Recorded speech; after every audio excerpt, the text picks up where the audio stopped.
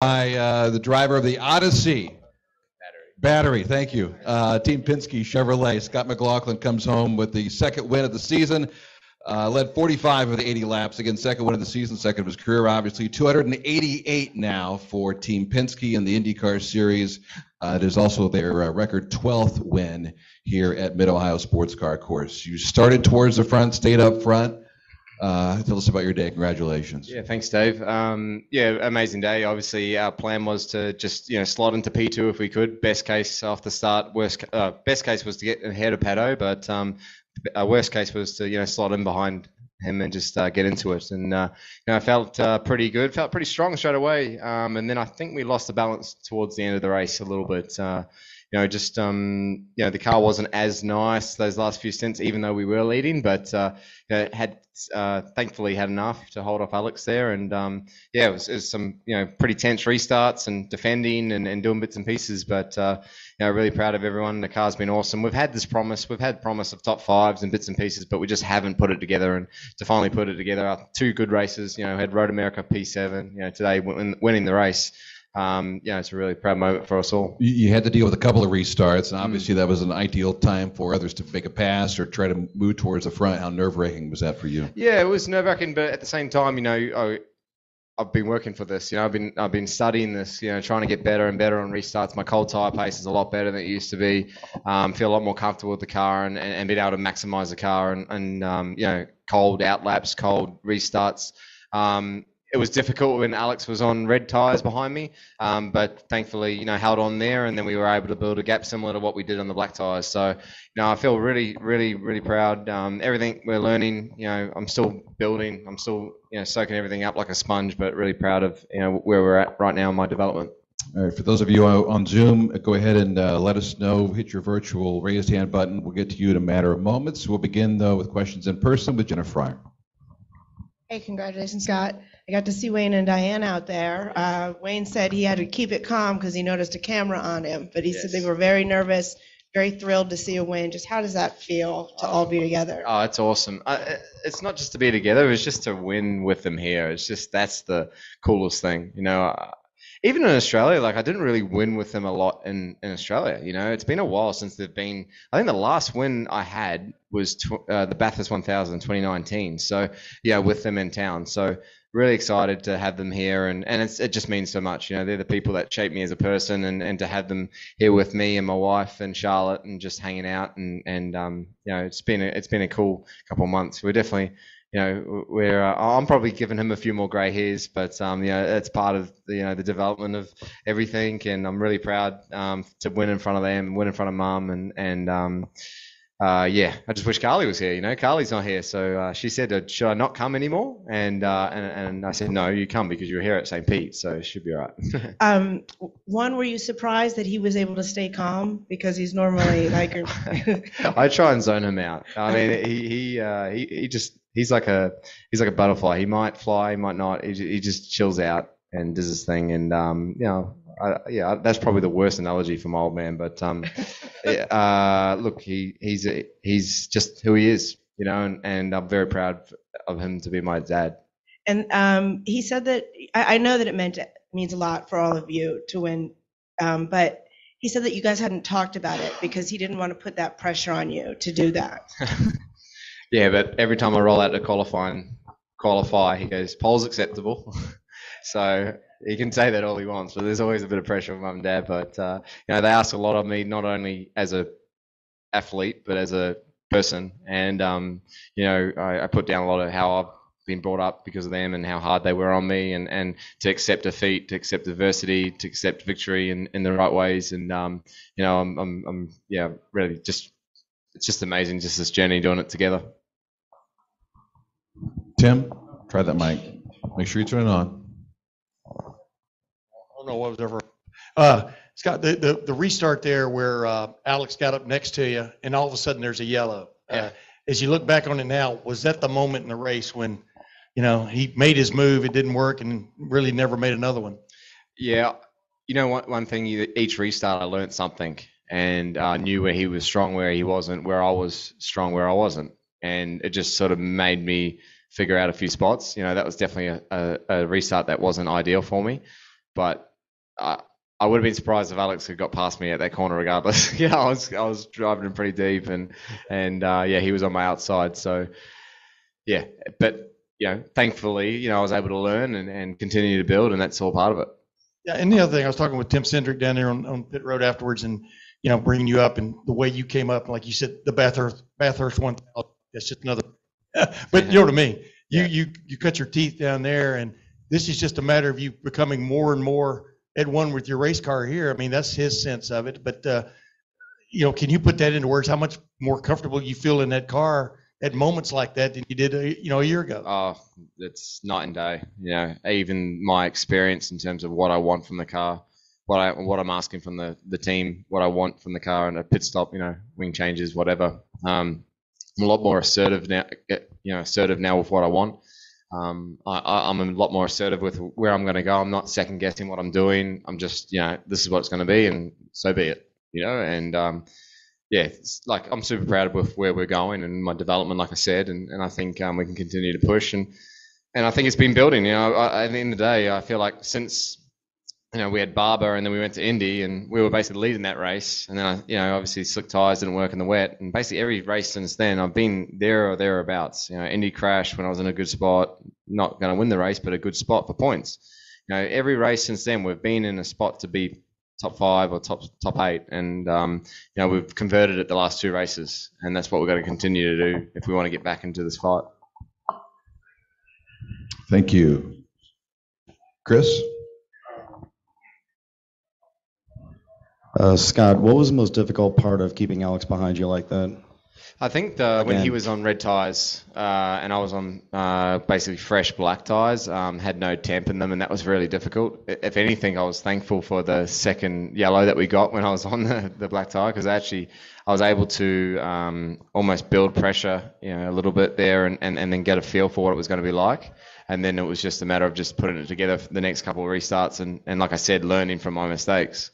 But yeah, I was a little bit nervous probably the last restart, potentially because, red tires behind both me and Alex. I was hoping that he would keep them behind, so it gave us a bit of a buffer, and thankfully that happened.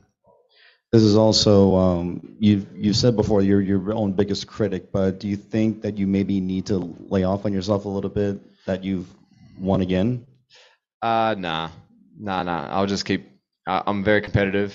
I hate losing to my teammates. I hate, making mistakes, but that makes me competitive. That makes me, work hard and make myself better. So I think if I lose any competitiveness or aggression to myself, I'm not going to be as good as I want to be. And, I've got 2 teammates that are pushing me to no end. And if I do the right job on the day, I can certainly, beat them like we've seen. Last one from me. If this wasn't a perfect drive, what would have made it a perfect drive? It was a pretty good day. Yeah. I think I should have asked for a little bit less front wing. That's about it.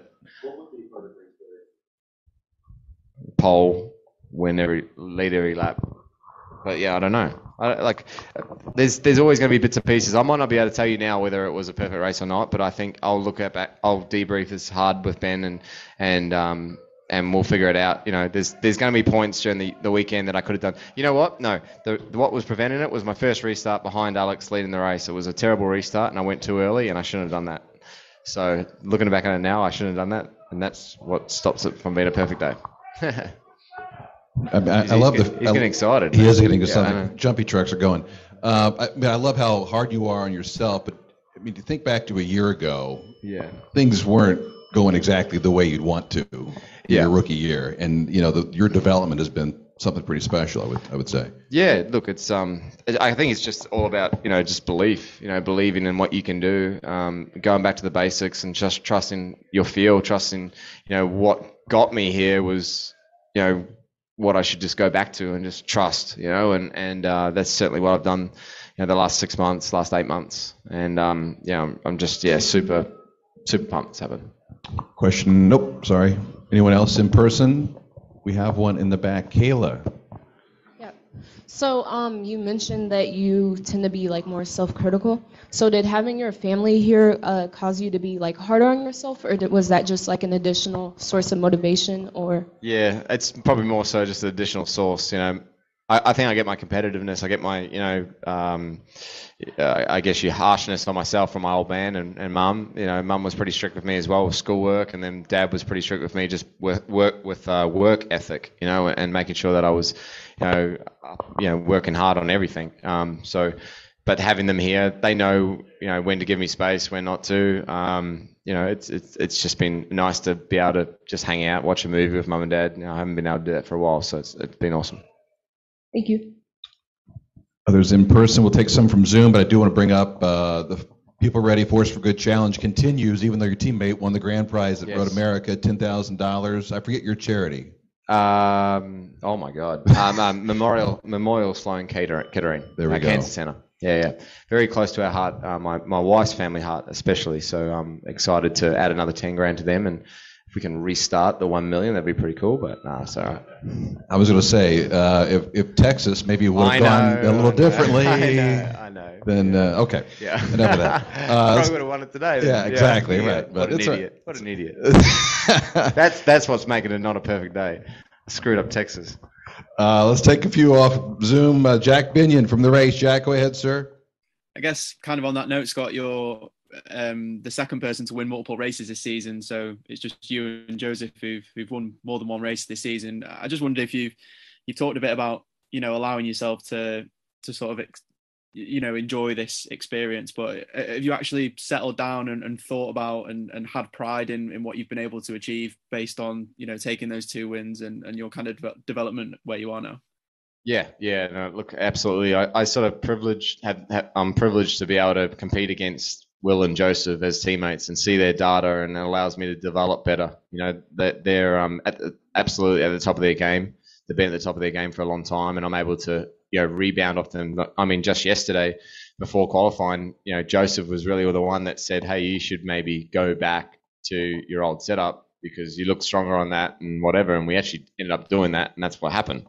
We qualified really well, and it worked out good. So we've got a really good relationship between the three of us. We want to beat each other more than anything, but it's solid. It's a partnership that I think is going to push Team Penske more and more forward in the future, and I'm proud to be a part of it. So really proud of where I'm at, where my development's going, and I think I'm just enjoying it more. I'm having a ball. It's just so much fun here, living in the States and just having a lot of fun. Where does today put you in the championship, do you think, from your perspective? Are you thinking that the championship's still winnable from this point and that's a target for you, or where are you at mentally with that? Yeah, I just never give up, but IndyCar, things can change in a heartbeat. So I've just got to keep just building every race. I just got to keep, making the most of the situation that I've got. And that's something that I probably didn't do the last sort of, month. So, I'm excited for what's ahead. A win's a big thing for us, move us forward a little bit. I don't know where it's put us in the standings, but, I think if we just keep building, Toronto, I feel like it's going to be a track that it's going to suit me. I haven't been there, but I'm excited for it. And then Iowa, I felt really strong at the test. So it's 2 races there. So if we can have a solid, next 3 races, who knows where it puts us. Thanks, Scott. Thanks, Dave. Thanks, Jack. Rodrigo, you're on deck. What do you have for our champion, Scott McLaughlin? Thanks, Dave. First of all, congrats, Scott. As Alex said, you're a cool guy, and you had a really cool drive today. And I want to ask you, you've came here like after some tough rounds. What was that different thing you did today to reach win compared to those tough rounds? Look, I think at the end of the day, I don't think I had the win at Road America. I think we did pretty well to finish top 7. It wasn't a smooth sailing weekend for us, but qualifying P2 yesterday, we had a chance to win the race today, and it was all about capitalizing on that. So I would have been frustrated if we sort of lost this race because where we were position-wise, how many laps we led, it's similar to Texas in some ways. You got to maximize where you're at. I was feeling obviously pretty good. The other days, when things are going bad, I just probably was trying to overachieve. I was trying to win the race from a position where it wasn't going to happen unless something fell our way. tremendously. So, yeah, I've just got to settle down in some situations, take the race as they come, and just let IndyCar be IndyCar, and just hopefully it falls my way. And then I want to ask you about that last stint against Alex. It was like he was chasing you, but then on those final 2 laps, you were quicker than him. So did you feel you had like the race in control on that last stint? Yeah, I think I pulled away from him a little bit with sort of 10 to go, and then I sort of felt like he was going to be looking after his tyres, so I backed off a little bit more just to look after mine. But the best thing about my race was I had some push to pass up my sleeve, so I was able to sort of use that as a defense tool as well. So yeah, that was certainly a help towards the end there, and then yeah, it was a bit of a cat and mouse game from that point. Alex would come at me a little bit, and I'd heat his tires up, and then I'd pull away, and he'd back off, and it'd sort of go that way. So really, the only thing that was going to be a little bit of a drama for us was if I made a mistake, or there was a restart, and thankfully the race went green to the end. Okay, thanks, Scott. Cheers, man. Thanks. Let's take one more. Your friend David Turner is joined us from half a world away. David, go ahead, sir. Yeah, only half a world away, but it's a big world down here. Scott, one of the things is it's a doubleheader for the Kiwis today. Hunter McElroy taking out the Indy Lights race, you taking out this race. Lots of time people say that we live so far away and we're off the radar, but I'm sure that you feel very proud, and I know Wayne will be now after speaking to him when I was at Indy. This is a big thing for Kiwi motorsport, isn't it? Yeah, look, I think Scotty's flown the flag for so long here in the US, and to have now some support for him, I guess, and Hunter, I'll be very surprised if he's not an IndyCar driver one day. He's killing it. He's a young bloke with a lot of confidence, a lot of feeling with the car, and he's in a great team at Andretti. So I think we'll see him in the near future in an IndyCar. So awesome for him to get a race win, and then I guess for me, I'm constantly trying to sort of shape myself to, if I'm somewhere near where Scotty's been, he's a 6-time champ and someone that's just a legend of motorsport over here that we probably don't give enough respect to down under. I think he's someone that you can really use as a role model, and if I can have half the success he's had, I'm going to have a pretty good career. And then just quickly, just looking ahead to Toronto, it's been a long time since the series has been there. We all know the reasons why. But I think it's the first time the Aeroscreen will have been raced there as well. Alex hasn't been there, that you were battling with today.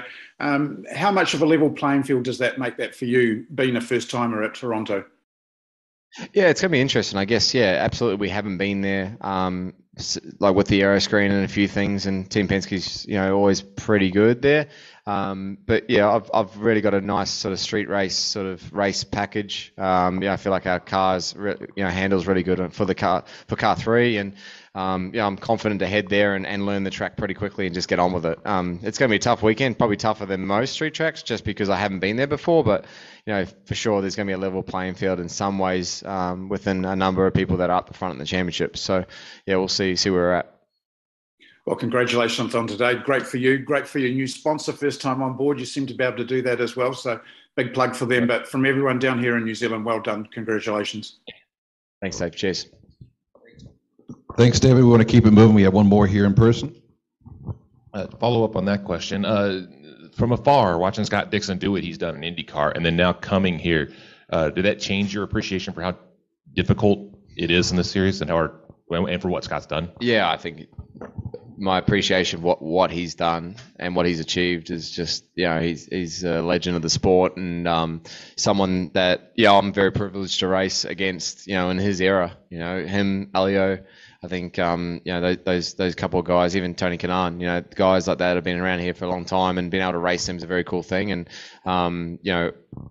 I've got a little highlight in my timing screen, of Scotty, because I want to try and beat him. If I'm up the front, if I'm in front of the car 9, I'm going to be there or thereabouts in time. So, but that's not I have to beat Scott or whatever. It's a yardstick, and I feel like he's one of the best to have a yardstick on, along with my 2 teammates, Joseph and Will, who are at the peak of their powers.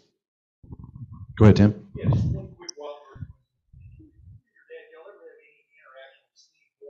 Yeah, actually we did. Yeah. Yeah, I mean, Steve was a huge supporter of me in supercars, and I actually raced him when he went back and started a team in New Zealand touring cars down under. Yeah, great guy, someone that, he worked with supercars quite closely, and obviously he's very well known here in the IndyCar paddock, and gave the starts of careers of like Alio and Tony and all that sort of stuff. So Steve's a really nice guy, really quietly spoken, but he's always, you can sort of see him, he's tweeting me and doing bits and pieces. He's always sort of keeping an eye on a few things. So it's very cool to have that interaction with him. Anyone else? You talked about, Chris, go ahead, sorry. Yeah, I text Gary all the time. I actually texted him last night. So he's always texting me going, just have fun, keep working. I think he still thinks he's my boss. but it's a good thing. We've always got along, and it's always been a full respect thing. Even when I told him I was coming to drive for Penske, like he was he was sad, but at the same time, he knew how big an opportunity this was going to be for me in the future, and I think he really enjoys the ride that I'm on right now. I wouldn't call this wild card. This is just silly. You three were getting along in here because, of course, your days went better than some others. But do you have to try and keep track of who out there doesn't like who, so you can talk to the right people and not have to, even for dinner plans? Right now you can't go with anybody that's an Andretti guy with one of their teammates. So, really? I don't know what happened. I don't care. They had a lot of Andretti on Andretti violence out there. Oh, was there? Yes. Okay, well, I mean, that's been building all year, so Okay. Yeah, look, I always race all the Andretti guys very well. I think out of all the paddocks I've been in the world, I think this is a paddock that has a lot of camaraderie, and it's a good thing. But you're going to have disagreements. You're going to have bits and pieces where people don't get along. That's part of it. That's the theatre. That's what we need. But we get along right now. But for sure, I've had misdemeanors. Will spun me out last year, and he's my teammate. Alex, I mean, he's a pretty nice guy. There's nothing I can say bad about him. But for the most part, everyone's pretty good. You're competitive. You race each other hard, but that's just what it is. Last thing, it is the 4th of July weekend. You've spent considerable time in the United States now. Yeah. To win on a weekend holiday like this, any significance for you? Well, I wore a blow-up Eagle outfit last night. So I think I'm going to do that every Saturday night for a race at Mid-Ohio. It's a significant day for America. It's a significant day for me. Eventually, one day I'll be a U.S. citizen, and it's I'm proud to be here. My wife's actually having a massive party right now. I was talking to her before. She was a couple of drinks under her belt, but she was having a good time. But we're very proud to be back here in America. I'm very proud to be able to just be on a race on a pretty awesome weekend. It's funny, the Bus Bros photo you guys took. How American was that? How American is that? And ironically enough, you two are the only multiple winners this year. So there you go. We both I don't know. Dress up like dickheads. So yeah, I'm gonna send that into the U.S. Customs as evidence for my U.S. citizenship. So just gonna say I'm fully American. That should do it. Yeah, that land should do of the free, it. baby. Let's There go. you go. All right, that'll wrap things up. Stick around. We've got more for you, but congratulations. Scott McLaughlin, winner here in 2022 Honda Indy 200 at Mid-Ohio.